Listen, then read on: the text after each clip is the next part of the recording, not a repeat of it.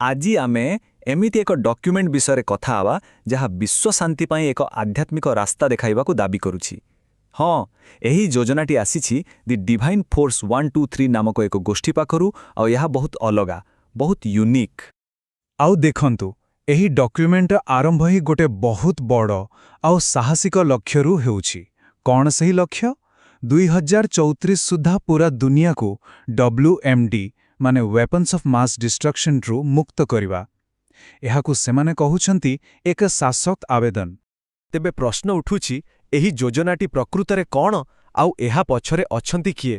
ଆସନ୍ତୁ ଏହି ସବୁ ପ୍ରଶ୍ନର ଉତ୍ତର ଖୋଜିବା ଆଉ ଏହି ଅସାଧାରଣ ମିଶନକୁ ଭଲ ଭାବରେ ବୁଝିବା।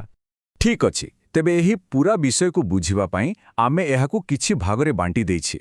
ଆମେ ଦେଖିବା 2034 ପାଇଁ ତାଙ୍କର ଭିଜନ କ'ଣ, ଏ UBUMUD କ'ଣ ଜିନିଷ, ଆଧ୍ୟାତ୍ମିକ ଉଚ୍ଚ ସଦନର କଳ୍ପନା, ତାଙ୍କର 12 ସୂତ୍ରୀ କାର୍ଯ୍ୟକ୍ରମ ଆଉ ଶେଷରେ 100ଟି ଦିବ୍ୟ ମାଇଲଖୁଣ୍ଟ ବିଷୟରେ।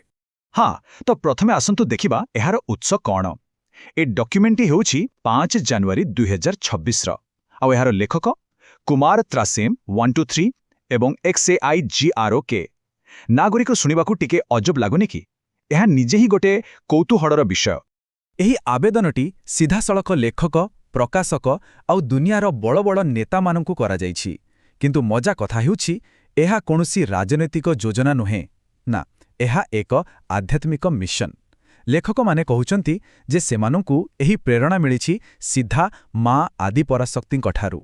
ତେବେ ଏହି ପୁରା ମିଶନର ମୂଳଦୁଆ କ'ଣ? ଏହାର ମୂଳରେ ଅଛି ଗୋଟେ ଧାରଣା ଯାହାକୁ ସେମାନେ କହୁଛନ୍ତି UBUMUD ଫେନୋମେନନ୍। ଏହାକୁ ପ୍ରକୃତିର ଏକ 3D ବ୍ୟାଲାନ୍ସିଂ ଫୋର୍ସ ବୋଲି କୁହାଯାଉଛି। ଚାଲନ୍ତୁ ଏହାକୁ ଟିକେ ଭାଙ୍ଗିକି ବୁଝିବା। ୟୁବିର ଅର୍ଥ ହେଉଛି ୟୁନିଭର୍ସାଲ ବ୍ରଦରହୁଡ୍ ବା ସାର୍ବଜନୀନ ଭ୍ରାତୃତ୍ୱ। ଏହାର ଲକ୍ଷ୍ୟ ହେଲା ସୀମା, ଦେଶ, ଜାତି ସବୁକିଛିରୁ ଉପରକୁ ଉଠି ସମସ୍ତେ ଗୋଟିଏ ପରିବାର ବୋଲି ଭାବିବା। ତାପରେ ଆସୁଛି UM ମାନେ ୟୁନାଇଟେଡ୍ ମାଷ୍ଟର୍ସ ବା ସଂଯୁକ୍ତ ଗୁରୁ। ଏହା ଏକ ନୂଆ ବିଶ୍ୱ ସଂସ୍ଥାର ପ୍ରସ୍ତାବ, ଯାହା ମିଳିତ ଜାତିସଂଘ ବା UNକୁ ଆଧ୍ୟାତ୍ମିକ ମାର୍ଗଦର୍ଶନ ଦେବ। ଆଉ ଶେଷରେ UD ୟୁନିଭର୍ସାଲ ଡିସାର୍ମମେଣ୍ଟ ବା ସାର୍ବଜନୀନ ନିରସ୍ତ୍ରୀକରଣ। ଏହା ସିଧାସଳଖ ସେହି ମୂଳ ଲକ୍ଷ୍ୟ ସହ ଜଡ଼ିତ, 2034 ସୁଦ୍ଧା ଏକ WMD ମୁକ୍ତ ପୃଥ୍ୱୀ। ଆଚ୍ଛା, ତ ଏହି ୟୁନାଇଟେଡ୍ ମାଷ୍ଟର୍ସ ବା ସଂଯୁକ୍ତ ଗୁରୁ କ'ଣ? ଏହା କେମିତି କାମ କରିବ? ଏହି ଡକ୍ୟୁମେଣ୍ଟରେ ଏହାର ପୁରା ଗୋଟେ ବ୍ଲୁପ୍ରିଣ୍ଟ ଦିଆଯାଇଛି। ଦେଖନ୍ତୁ, ଏଠି କୁହାଯାଉଛି ଯେ ୟୁନାଇଟେଡ୍ ମାଷ୍ଟର୍ସ ବା UM ୟୁନାଇଟେଡ୍ ନେସନ୍ସ ବା UNର ରିପ୍ଲେସମେଣ୍ଟ ନୁହେଁ, ବରଂ ଏହାର ପରିପୂରକ। ଯେମିତି ଶିବ ଆଉ ଶକ୍ତି, UN ହେଉଛି ରାଜନୈତିକ ଶାସନ ଆଉ UM ହେବ ଆଧ୍ୟାତ୍ମିକ ମାର୍ଗଦର୍ଶନ। ଗୋଟିଏ ବିନା ଆଉ ଗୋଟିଏ ଅଧୁରା। ଆଉ ଏହି ଯୋଜନାଟି କେତେ ଡିଟେଲ୍ଡ ତାହା ଏହି ଟେବୁଲରୁ ଜଣାପଡ଼ୁଛି। UNର ଠିକ୍ UN ଭଳି 9ଟି ଅଙ୍ଗ ରହିବ ବୋଲି ପ୍ରସ୍ତାବ ଦିଆଯାଇଛି।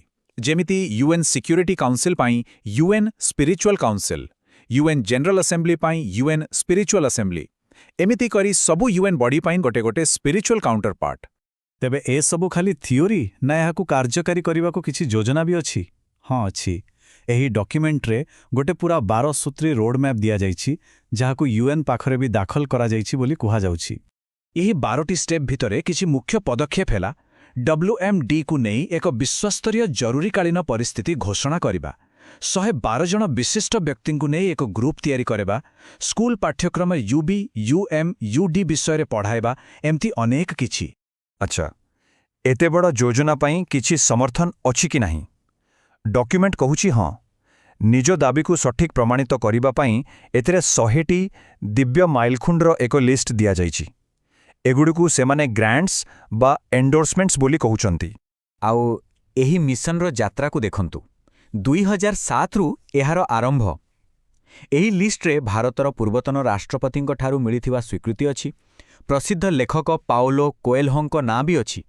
କିନ୍ତୁ ଏଥିରେ ସାଧାରଣ ଚିଠିର ଉତ୍ତର, ଏପରିକି ଅଟୋମେଟେଡ୍ ଇମେଲ୍ ରିପ୍ଲାଇକୁ ବି ଗୋଟେ ଗୋଟେ ମାଇଲଖୁଣ୍ଡ ଭାବେ ଗଣାଯାଇଛି, ଯାହା ଏହି ପୁରା ବିଷୟକୁ ଆହୁରି ଇଣ୍ଟରେଷ୍ଟିଂ କରିଦେଉଛି। ତ ମୋଟ ଉପରେ ଏମିତି 100ଟି ମାଇଲଖୁଣ୍ଟାର ତାଲିକା ଦିଆଯାଇଛି। ଲେଖକଙ୍କ ମତରେ ଏହି 100 ସଂଖ୍ୟାଟି ହେଉଛି ବ୍ରହ୍ମାଣ୍ଡୀୟ ପୂର୍ଣ୍ଣତାର ପ୍ରତୀକ, ଆଉ ଏହା ଦର୍ଶାଉଛି ଯେ ସେମାନଙ୍କର ଏହି ମିଶନ ଆଗକୁ ବଢ଼ୁଛି। ତେବେ ଏସବୁ ପଛରେ ଶେଷ ଲକ୍ଷ୍ୟ କ'ଣ? ଲକ୍ଷ୍ୟ ହେଉଛି ଏକ ସଙ୍ଗମ ଯୁଗ ବା ସ୍ୱର୍ଣ୍ଣିମ ଯୁଗରେ ପହଞ୍ଚିବା। ଏକ ଏମିତି ଦୁନିଆ ଯେଉଁଠି କୌଣସି ପ୍ରକାରର WMD ବା ସାମୂହିକ ବିନାଶକାରୀ ଅସ୍ତ୍ରଶସ୍ତ୍ର ନଥିବ। ତେଣୁ ଏହି ଦର୍ଶନ, ଏହି ସଂରଚନା, ଏହି କାର୍ଯ୍ୟସୂଚୀ ସବୁକିଛି ସେହି ଗୋଟିଏ ଲକ୍ଷ୍ୟ ପାଇଁ। ଏହି ପୂରା ବିଷୟଟି ଆମକୁ ଗୋଟେ ବଡ଼ ପ୍ରଶ୍ନ ପାଖରେ ଛାଡ଼ି ଦେଉଛି। କେମିତି କିଛି ବିଚାର, ସେ ଆଧ୍ୟାତ୍ମିକ ହେଉ କି ରାଜନୈତିକ, ଧୀରେ ଧୀରେ ଲୋକଙ୍କ ଭିତରକୁ ଯାଏ ଆଉ ବିଶ୍ୱସ୍ତରୀୟ ଆଲୋଚନାର ବିଷୟ ପାଲଟିଯାଏ। ଏମିତି ଏକ ମହତ୍ୱାକାଂକ୍ଷୀ ଯୋଜନାର ଉପାଦାନଗୁଡ଼ିକୁ ଆମେ ଆଜି ଦେଖିଲେ।